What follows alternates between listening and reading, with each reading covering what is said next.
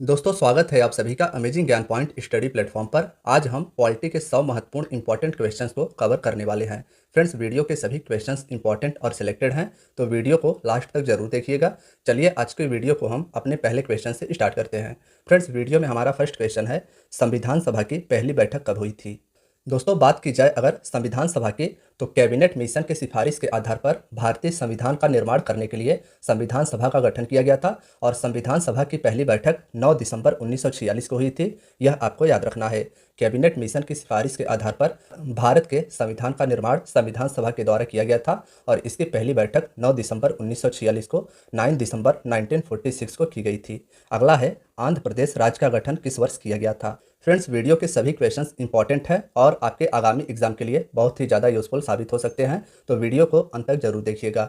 अगला हमारा जो क्वेश्चन है, इसमें पूछा गया है, आंध्र प्रदेश राज्य का गठन किस वर्ष किया गया था। दोस्तों, भाषाई आधार पर गठित होने वाला आंध्र प्रदेश स्वतंत्र भारत का पहला राज्य था। भाषा के आधार पर आंध्र प्रदेश भारत का पहला राज्य बना था और उस समय आंध्र प्रदेश की राजधानी कुर्नूल थी। आंध्र प्रदेश की तत्कालीन राजधानी कुर्नूल थी और आंध्र प्रदेश को मद्रास राज्य से अलग करके एक नए राज्य के रूप में गठन 1953 में किया गया था। अगला है, मतदाता दिवस कब मनाया जाता है। दोस्तों, भारत के निर्वाचन आयोग की स्थापना 25 जनवरी 1950 को की गई थी। भारत के इलेक्शन कमीशन की स्थापना 25 जनवरी 1950 को की गई थी। इसीलिए प्रतिवर्ष 25 जनवरी को मतदाता दिवस मनाया जाता है, इसे आप याद रखिएगा। नेक्स्ट है, संविधान सभा की प्रथम बैठक के अध्यक्ष कौन थे। दोस्तों, बात की जाए अगर संविधान सभा के प्रथम बैठक के, तो संविधान सभा के प्रथम बैठक के अध्यक्ष सबसे बुजुर्ग सदस्य डॉक्टर सच्चिदानंद सिन्हा जी को अस्थायी अध्यक्ष के रूप में चुना गया था। संविधान सभा के प्रथम बैठक के अध्यक्ष सच्चिदानंद सिन्हा जी थे, जो कि तत्कालीन समय में संविधान सभा में सबसे बुजुर्ग सदस्य थे और इन्हें अस्थायी अध्यक्ष के रूप में चुना गया था। आपसे अगर यह पूछा जाए कि संविधान सभा के अस्थायी अध्यक्ष कौन थे, तो वे थे डॉक्टर राजेंद्र प्रसाद जी। अगला है, भारत सरकार का लेखांकन का कार्य कौन करता है। दोस्तों, भारतीय संविधान के भाग 5 के आर्टिकल 148 से लेकर 151 तक में भारत के महालेखाकार या नियंत्रक एवं महालेखा परीक्षक, जिसे कैग भी कहा जाता है, इसके बारे में बताया गया है और भारत सरकार के लेखांकन या अकाउंटेंट का कार्य यही करता है। तो याद रखिएगा कि भारत सरकार का लेखांकन का कार्य महालेखाकार या नियंत्रक एवं महालेखा परीक्षक कैग के द्वारा किया जाता है। फ्रेंड्स, अगर मेरी यह मेहनत आपको पसंद आ रही है और कंटेंट अगर आपको यूजफुल लग रहा हो, तो चैनल को सब्सक्राइब कर लीजिएगा, वीडियो को लाइक कर दीजिएगा और अपने यारों दोस्तों मित्रों के साथ वीडियो को शेयर करना ना भूलिएगा। चलिए अगले क्वेश्चन को देख लेते हैं। अगला है, कारगिल दिवस का गठन किस वर्ष हुआ था। दोस्तों, बात की जाए अगर कारगिल की, इस दिन भारत और पाकिस्तान की सेनाओं के बीच 1999 में कारगिल युद्ध हुआ था और इसी युद्ध के उपलक्ष्य में प्रतिवर्ष 26 जुलाई को कारगिल दिवस के रूप में मनाया जाता है। नेक्स्ट है, भारत सरकार का प्रथम विधिक सलाहकार कौन होता है।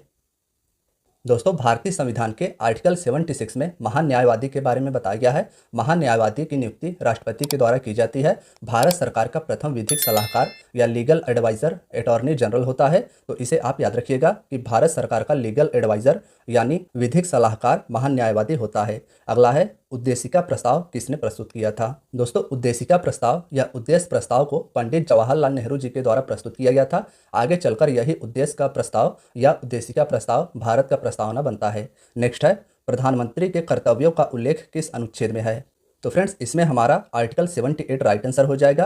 प्रधानमंत्री के कार्यों का उल्लेख भारतीय संविधान के आर्टिकल 78 में किया गया है। नेक्स्ट है, भारत में संविधान सभा के निर्माण का आधार क्या था। दोस्तों, जैसा कि हम सभी पहले ही पढ़ चुके हैं कि भारत के संविधान सभा के निर्माण का आधार कैबिनेट मिशन योजना 1946 था। नेक्स्ट है, प्रस्तावना में भारत शब्द कितनी बार उल्लेख हुआ है।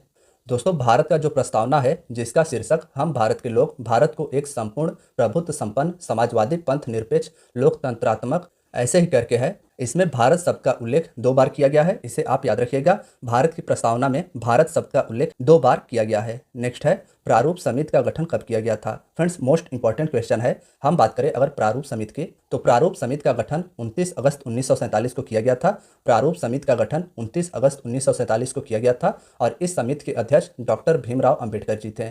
प्रारूप समिति के अध्यक्ष डॉक्टर भीमराव अंबेडकर जी थे और प्रारूप समिति के सदस्यों की संख्या याद रखिएगा। प्रारूप समिति में सदस्यों की संख्या अध्यक्ष सहित 7 थी। अगला है, संविधान में भारत को क्या कहा गया है? यह भी इंपॉर्टेंट क्वेश्चन है। फ्रेंड्स, अगर इस क्वेश्चन के आंसर की बात की जाए तो भारत के संविधान में भारत को राज्यों का संघ कहा गया है, जिसमें 28 राज्य और 8 केंद्र शासित प्रदेश यानी यूनियन टेरिटरीज हैं। नेक्स्ट है, भारत के संविधान को कब लागू किया गया था?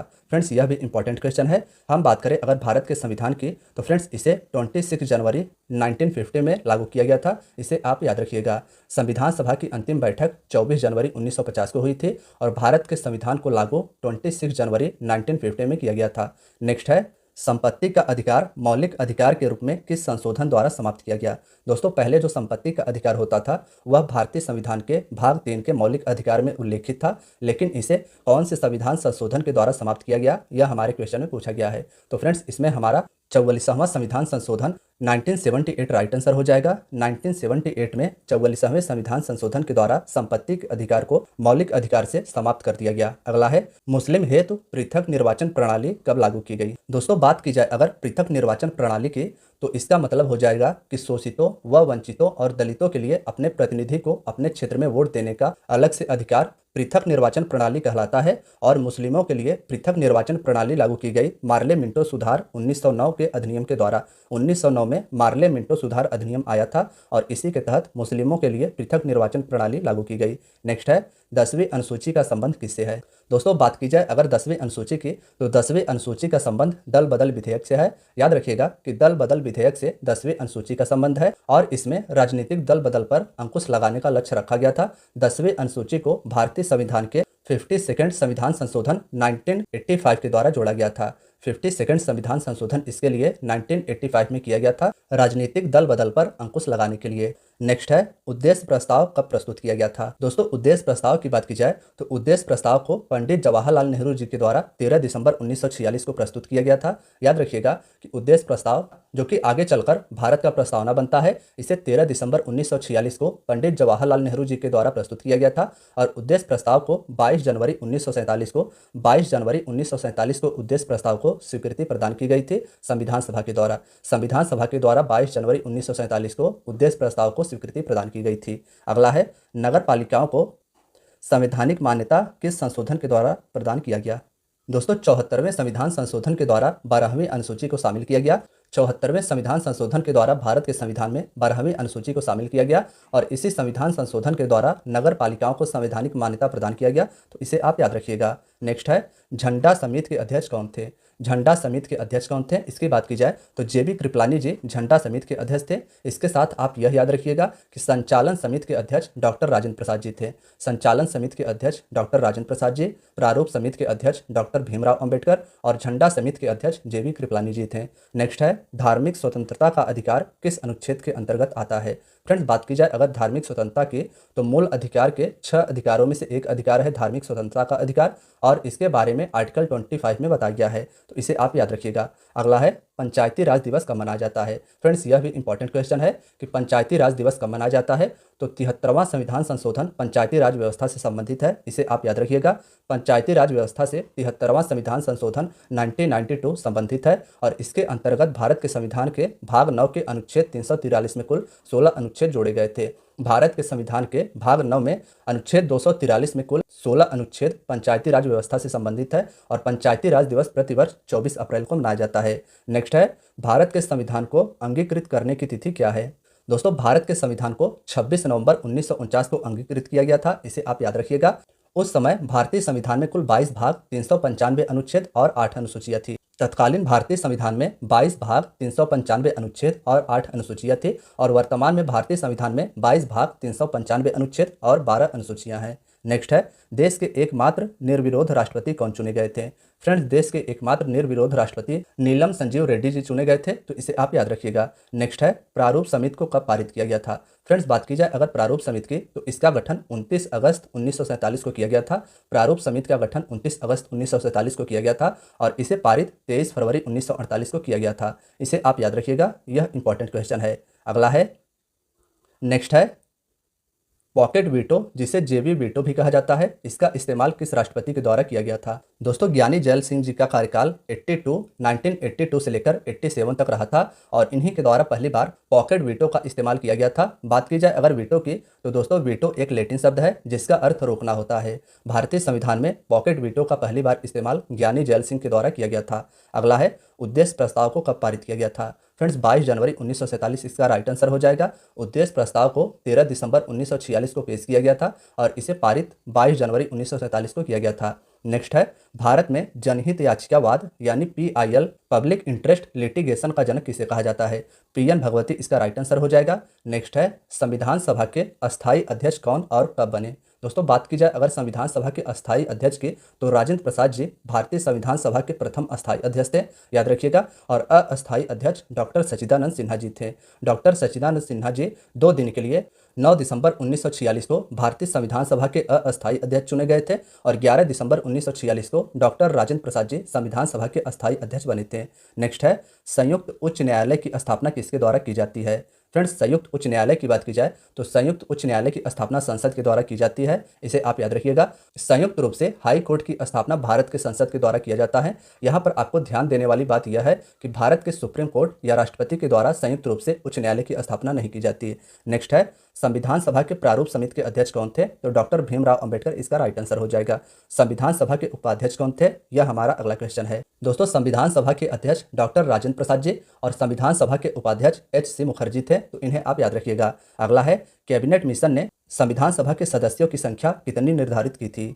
दोस्तों कैबिनेट मिशन ने संविधान सभा के सदस्यों की संख्या 389 निर्धारित की थी, लेकिन देश विभाजन के बाद संविधान सभा के सदस्यों की संख्या कुल 299 यानी 299 हो गई थी। अगला है संविधान संशोधन प्रक्रिया कहाँ से लिया गया है। दोस्तों बात की जाए अगर संविधान संशोधन प्रक्रिया की तो भारतीय संविधान में संविधान संशोधन की प्रक्रिया दक्षिण अफ्रीका के संविधान से लिया गया है। याद रखिएगा कि भारतीय संविधान में संविधान संशोधन की प्रक्रिया दक्षिण अफ्रीका के संविधान से लिया गया है और भारतीय संविधान के आर्टिकल 368 के द्वारा भारत के संविधान में संशोधन किया जा सकता है।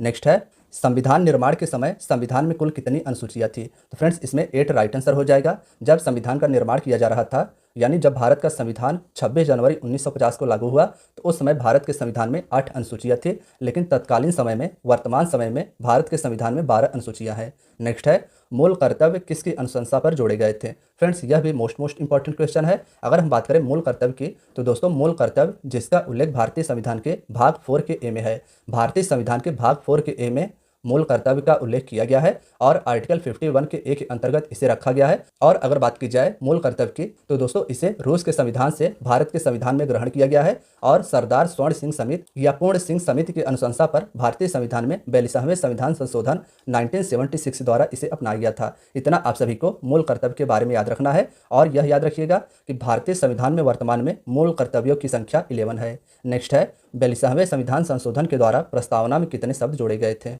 दोस्तों भारतीय संविधान में 42वां संविधान संशोधन 1976 में किया गया था और इस संविधान संशोधन के द्वारा भारत के संविधान में व्यापक परिवर्तन किए गए थे।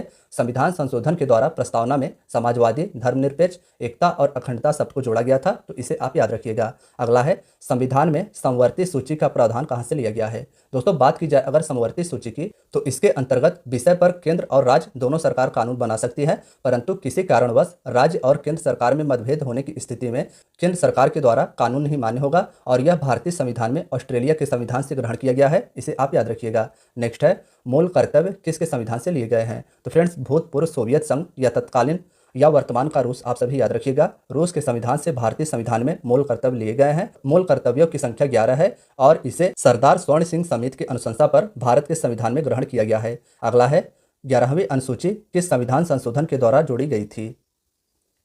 दोस्तों 11वीं अनुसूची 73वें संविधान संशोधन 1992 के द्वारा जोड़ी गई थी। इसमें पंचायती राज व्यवस्थाओं का उपबंध किया गया है, इसे आप याद रखिएगा। नेक्स्ट है मूल कर्तव्यों को किस भाग तथा अनुच्छेद में डाला गया है। तो आर्टिकल 51A तथा भाग 4 में मूल कर्तव्यों को बताया गया है, इसे आप याद रखिएगा। अगला है 10वीं अनुसूची किस संविधान संशोधन के द्वारा जोड़ा गया था। दोस्तों 52वां संविधान संशोधन 1985 के द्वारा 10वीं अनुसूची जोड़ा गया था और यह दल बदल विधेयक से संबंधित है। नेक्स्ट है भारतीय संविधान में अनुसूचियों की संख्या वर्तमान में कितनी है। तो 12 अनुसूची वर्तमान में भारतीय संविधान में है। नेक्स्ट है किस सूची में पंचायती राज व्यवस्था का वर्णन किया गया है। तो दोस्तों 11वीं अनुसूची में पंचायती राज व्यवस्थाओं का वर्णन किया गया है, इसे आप याद रखिएगा। नेक्स्ट है, भारत की 22 भाषाओं का उल्लेख किस अनुसूची में मिलता है? दोस्तों भारत के संविधान में वर्तमान में 22 भाषाओं का उल्लेख है और यह 8वीं अनुसूची में मिलता है, इसे आप याद रखिएगा। और इसके साथ साथ आपको यह भी याद रखना है कि संविधान की 8वीं अनुसूची में न तो संस्कृत न ही कोई अंग्रेजी का जिक्र किया गया है। नेक्स्ट है, 92वां संविधान संशोधन के द्वारा कौन कौन सी भाषा जोड़ी गई थी? तो दोस्तों ट्रिक है इसका BDMS, याद रखिएगा कि बोडो, डोंगरी, मैथिली और संथाली ये 4 भाषाएं भारतीय संविधान में दोस्तों 92nd अमेंडमेंट एक्ट 2003 के द्वारा इसे जोड़ा गया था। नेक्स्ट है, केंद्र तथा राज्य के बीच शक्तियों का बंटवारा किस अनुसूची के अंतर्गत आता है? दोस्तों 7वीं अनुसूची इसका राइट आंसर हो जाएगा। केंद्र और राज्य के बीच शक्तियों का बंटवारा 7वीं अनुसूची के अंतर्गत आता है। नेक्स्ट है, अवशिष्ट शक्तियों को केंद्र को सौंपने का लक्षण कहां से लिया गया है? दोस्तों बात की जाए अगर अवशिष्ट शक्तियों की, तो अवशिष्ट शक्तियां संविधान के द्वारा केंद्र सरकार को प्रदान की गई हैं। संसद की किसी भी विषय पर कानून बनाने का अधिकार केंद्र सरकार को प्रदान किया गया है, जो विषय समवर्ती या राज्य सूची में शामिल नहीं है।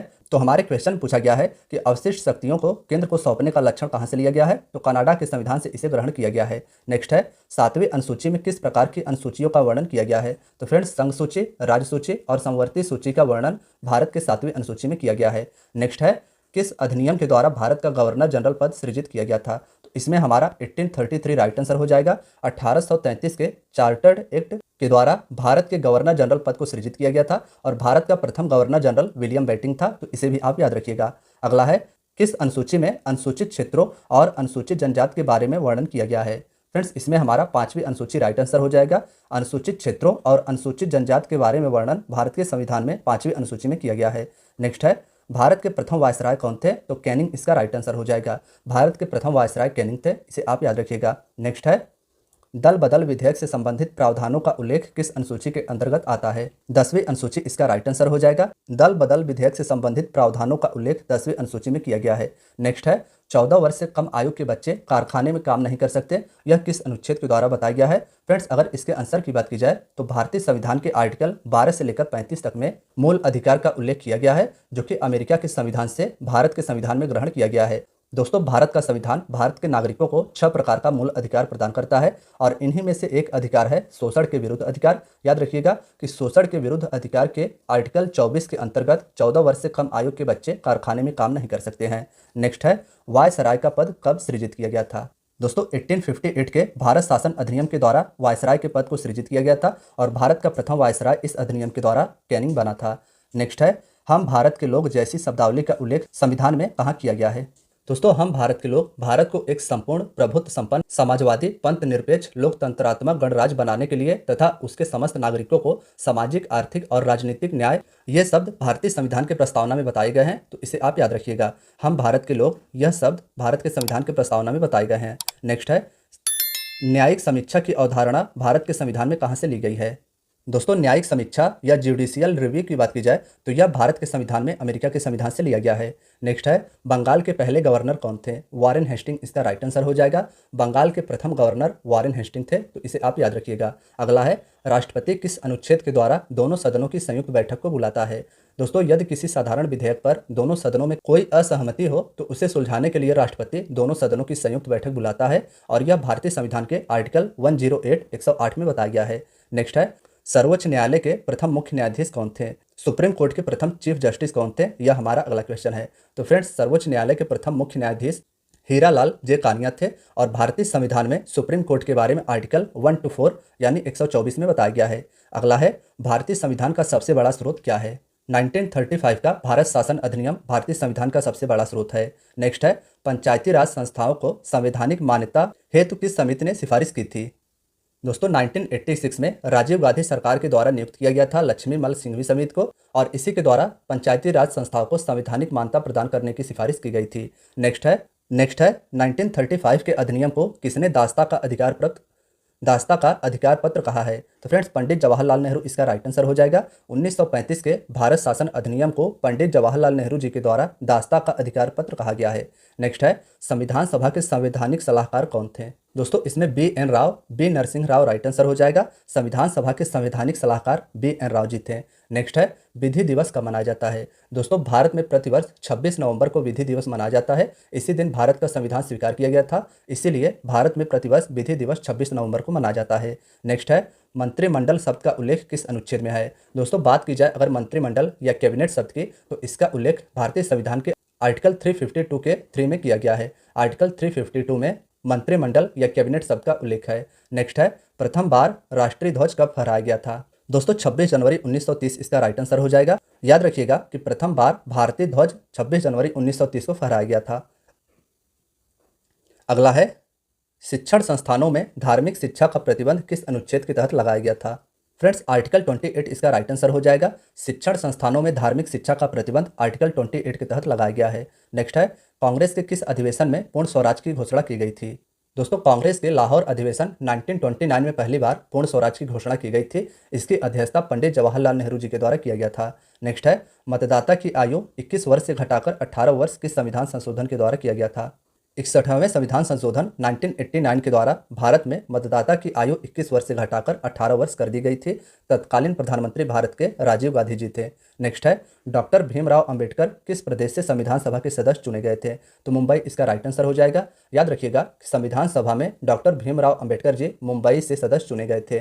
नेक्स्ट है, राष्ट्रीय ध्वज की डिजाइन किसने तैयार की थी? तो पिंगली वेंकैया इसका राइट आंसर हो जाएगा। राष्ट्रीय ध्वज यानी नेशनल फ्लैग का डिजाइन पिंगली वेंकैया के द्वारा निर्धारित किया गया था। नेक्स्ट है, धन विधेयक को संसद के किस सदन में पेश किया जाता है? दोस्तों बात की जाए अगर धन विधेयक की, तो धन विधेयक के बारे में भारतीय संविधान के आर्टिकल 110 यानी 110 में बताया गया है। यह संसद के लोकसभा में सर्वप्रथम पेश किया जाता है। अगला है, आधुनिक भारत का मनु किसे कहा जाता है? तो डॉक्टर भीमराव अंबेडकर जी को आधुनिक भारत का मनु कहा जाता है। अगला है, दोनों सदनों की संयुक्त बैठक को किसके द्वारा बुलाया जा सकता है? दोस्तों संसद के दोनों सदनों की संयुक्त बैठक को राष्ट्रपति के द्वारा बुलाया जाता है, लेकिन इसकी अध्यक्षता लोकसभा के अध्यक्ष के द्वारा की जाती है। इसे आप इंपॉर्टेंट है याद रखिएगा। संसद के दोनों सदनों की संयुक्त बैठक को राष्ट्रपति बुलाता है, लेकिन दोनों सदनों के संयुक्त बैठक की अध्यक्षता भारत के लोकसभा के अध्यक्ष के द्वारा किया जाता है। नेक्स्ट है, नवी अनुसूची किस संविधान संशोधन के द्वारा जोड़ा गया था? प्रथम संविधान संशोधन के द्वारा 1951 में नवी अनुसूची को जोड़ा गया था, तो इसे आप याद रखिएगा। अगला है, किस संविधान संशोधन के द्वारा प्रस्तावना में संशोधन किया गया था? तो फ्रेंड्स 42वें संविधान संशोधन के द्वारा प्रस्तावना में संशोधन किया गया था। इंपॉर्टेंट है याद रखिएगा। अगला है, शोषण के विरुद्ध अधिकार किस अनुच्छेद के अंतर्गत आता है? तो दोस्तों आर्टिकल 23 और 24 में शोषण के विरुद्ध अधिकार के बारे में बताया गया है। इसे आप याद रखिएगा। नेक्स्ट है, मौलिक अधिकार किस देश के संविधान से लिए गए हैं? तो फ्रेंड्स अमेरिका इसका राइट आंसर हो जाएगा। अमेरिका के संविधान से भारत के संविधान में मौलिक अधिकार को लिया गया है। भारत के संविधान के भाग 3 में मौलिक अधिकार को आर्टिकल 12 से लेकर 35 तक में वर्णित किया गया है। अगला है, किस संविधान संशोधन के द्वारा दिल्ली को राष्ट्रीय राजधानी का दर्जा प्रदान किया गया? तो 69th अमेंडमेंट एक्ट के द्वारा भारत के नई दिल्ली को राष्ट्रीय राजधानी का दर्जा प्रदान किया गया। नेक्स्ट है, ईस्ट इंडिया कंपनी के शासन का अंत किस अधिनियम के द्वारा किया गया था? दोस्तों ईस्ट इंडिया कंपनी के शासन का अंत भारत शासन अधिनियम 1858 के द्वारा किया गया था और इसके बाद भारत के शासन को ब्रिटिश क्राउन के अंतर्गत रखा गया। अगला है, लोक लेखा समिति में कितने सदस्य होते हैं? दोस्तों बात की जाए अगर लोक लेखा समिति की, तो इसमें 22 सदस्य होते हैं। लोकसभा से 15 सदस्य और राज्यसभा से 7 सदस्य इसमें चुने जाते हैं। इसे लघु लोकसभा भी कहा जाता है। इसके अगर कार्यकाल की बात की जाए तो इनके सदस्यों का कार्यकाल 1 वर्ष का होता है। अगला है, राष्ट्रीय आपात के समय राज्य किस अनुच्छेद के तहत मूल अधिकारों का निलंबन कर सकता है? दोस्तों आर्टिकल 19 इसका राइट आंसर हो जाएगा। राष्ट्रीय आपात के समय राज्य आर्टिकल 19 के तहत मूल अधिकारों का निलंबन कर सकता है। नेक्स्ट है, संसद की प्रथम बैठक कब हुई थी? तो दोस्तों संसद की प्रथम बैठक 13 मई 1952 को हुई थी। इसे आप याद रखिएगा। कौन अपने पद की शपथ नहीं लेता है? तो लोकसभा का अध्यक्ष अपने पद की शपथ नहीं लेता है। इसे भी आप याद रखिएगा। नेक्स्ट है, 73वें और 74वें संविधान संशोधन के समय देश के प्रधानमंत्री कौन थे? तो दोस्तों पीवी नरसिम्हा राव 73वें और 74वें संविधान संशोधन के समय देश के प्रधानमंत्री थे। नेक्स्ट है, भारत का राष्ट्रपति किस अनुच्छेद के अंतर्गत आता है? तो फ्रेंड्स इसमें हमारा आर्टिकल 52 राइट आंसर हो जाएगा। याद रखिएगा कि राष्ट्रपति देश का संवैधानिक प्रधान होता है। राष्ट्रपति भारत का प्रथम नागरिक कहलाता है और भारत के राष्ट्रपति के बारे में संविधान के आर्टिकल 52 में बताया गया है। नेक्स्ट है, महाभियोग की प्रक्रिया का उल्लेख किस अनुच्छेद में बताया गया है? दोस्तों राष्ट्रपति के द्वारा संविधान के उल्लंघन पर संसद के किसी सदन के द्वारा उस पर महाभियोग लाया जा सकता है। इंपॉर्टेंट है याद रखिएगा। राष्ट्रपति के द्वारा किसी भी प्रकार के संविधान के उल्लंघन के बाद संसद के किसी सदन के द्वारा उस पर महाभियोग लाया जा सकता है, परंतु इसके लिए आवश्यक है कि राष्ट्रपति को 14 दिन पहले लिखित सूचना दी जाए और राष्ट्रपति के ऊपर महाभियोग की प्रक्रिया का उल्लेख आर्टिकल 61 में बताया गया है, तो इसे भी आप याद रखिएगा। नेक्स्ट है, भारत का उपराष्ट्रपति किस अनुच्छेद के अंतर्गत आता है? तो दोस्तों भारत का उपराष्ट्रपति आर्टिकल 63 के अंतर्गत आता है। इसे भी आप याद रखिएगा। अगला है, भारतीय संविधान का मैग्ना कार्टा किस भाग को कहा जाता है? तो दोस्तों भाग 3 मौलिक अधिकार को भारतीय संविधान का मैग्ना कार्टा कहा जाता है। नेक्स्ट है, डॉक्टर भीमराव अंबेडकर ने किस अधिकार को भारतीय संविधान की आत्मा कहा है? तो दोस्तों संवैधानिक उपचारों के अधिकार को आर्टिकल 32 को डॉक्टर भीमराव अंबेडकर जी के द्वारा भारतीय संविधान की आत्मा कहा गया है। नेक्स्ट है, किस संविधान संशोधन के द्वारा संपत्ति के मूल अधिकार को एक कानूनी अधिकार बनाया गया? तो दोस्तों 44वें संविधान संशोधन 1979 के द्वारा संपत्ति के मूल अधिकार को कानूनी अधिकार बना दिया गया था। नेक्स्ट है, राज्यसभा का पदेन सभापति कौन होता है? तो फ्रेंड्स इसमें हमारा उपराष्ट्रपति राइट आंसर हो जाएगा। राज्यसभा का पदेन सभापति उपराष्ट्रपति होता है, इसे आप याद रखिएगा। बात की जाए अगर उपराष्ट्रपति की, तो दोस्तों उपराष्ट्रपति से संबंधित प्रावधान भारत के संविधान में अमेरिका के संविधान से लिए गए हैं। नेक्स्ट है, केंद्र और राज्य के बीच संबंध संवर्ती सूची प्रस्तावना की भाषा कहाँ से लिए गए हैं? ऑस्ट्रेलिया इसका राइट आंसर हो जाएगा। केंद्र और राज्य के बीच संबंध संवर्ती सूची और प्रस्तावना की भाषा भारत के संविधान में ऑस्ट्रेलिया के संविधान से लिए गए हैं। नेक्स्ट है, राष्ट्रपति संसद के कितने सदस्यों को मनोनीत करता है? दोस्तों राष्ट्रपति संसद में कुल 14 सदस्यों को मनोनीत कर सकते थे, लेकिन भारतीय संविधान के 104वें संविधान संशोधन अधिनियम के द्वारा भारत के राष्ट्रपति को लोकसभा में जो 2 व्यक्तियों को आंग्ल भारतीय सदस्यों को मनोनीत करने का अधिकार था, उसे समाप्त किया गया। अब भारतीय संविधान में भारत के राष्ट्रपति के द्वारा 12 सदस्यों को राज्यसभा में मनोनीत किया जाता है, तो इसे आप याद रखिएगा। अगला है, प्राक्कलन समिति में कितने और किस सदन के सदस्य होते हैं? तो दोस्तों बात की जाए अगर प्राक्कलन समिति की, तो इसमें सदस्यों की संख्या 30 होती है। याद रखिएगा, इसमें राज्यसभा के सदस्यों को शामिल नहीं किया जाता। राज्यसभा के सदस्यों को प्राक्कलन समिति में शामिल नहीं किया जाता। प्राक्कलन समिति के सदस्यों का भी कार्यकाल 1 वर्ष का होता है। लोक लेखा समिति को प्राक्कलन समिति का जुड़वा बहन कहा जाता है। नेक्स्ट है, धन विधेयक किस अनुच्छेद में उल्लेखित है? तो आर्टिकल 110 में धन विधेयक का उल्लेख किया गया है। नेक्स्ट है, भारत में प्रथम बार आम चुनाव कब हुआ था? तो 1951-52 में भारत में आम चुनाव हुए थे। नेक्स्ट है, प्रांतीय संविधान समिति के अध्यक्ष कौन थे? तो दोस्तों इसमें हमारा सरदार वल्लभ भाई पटेल राइट आंसर हो जाएगा। प्रांतीय संविधान समिति के अध्यक्ष सरदार वल्लभ भाई पटेल थे, इसे आप याद रखिएगा। संसद में धन विधेयक को प्रस्तुत करने के पूर्व किसकी अनुमति आवश्यक है? यह हमारे वीडियो का आखिरी क्वेश्चन है। तो फ्रेंड्स राष्ट्रपति के द्वारा संसद में धन विधेयक को प्रस्तुत करने से पूर्व अनुमति की आवश्यकता होती है, तो इसे आप याद रखिएगा। फ्रेंड्स आज की आपकी वीडियो यहीं तक थी। वीडियो अगर पसंद आई हो तो वीडियो को लाइक, चैनल को सब्सक्राइब जरूर करें। धन्यवाद दोस्तों।